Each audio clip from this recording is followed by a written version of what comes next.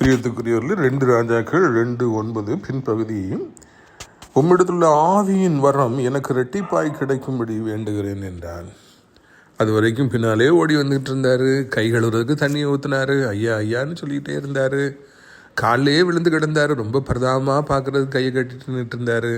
உனக்கு என்னப்பா வேணும் நான் போகிறதுக்கு முன்னாடி அப்படின்னு எளியா கேட்டோன்னு சொல்கிறாரு, உங்களுடைய ஆவியின் வரம் எனக்கு இரட்டிப்பாய் வேண்டும். எவ்வளோ ஒரு அருமையான ஒரு தாகம். பணத்தை கேட்கவில்லை, தங்கத்தை கேட்கவில்லை, எதிரியின் தலையை கேட்கவில்லை. அவர் ஆவிக்குரிய வரத்தை இரட்டிப்பாக வேண்டும் என்று சொல்லி கேட்டாரா?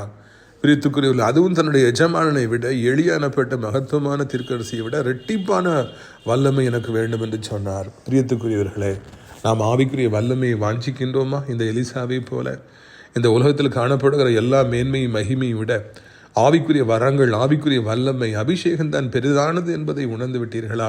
இன்றைக்கு இந்த உலகத்தில் காணப்படுகிற மக்கள் இதை தவிர்த்து வேறு எல்லாவற்றையும் அவர்கள் ஆண்டவரிடத்தில் கேட்கின்றார்கள், தேடி திரிகின்றார்கள், ஏமாற்றம் அடைகின்றார்கள், தங்களை வேதனையினாலே உருவ குத்தி கொள்ளுகிறார்கள்.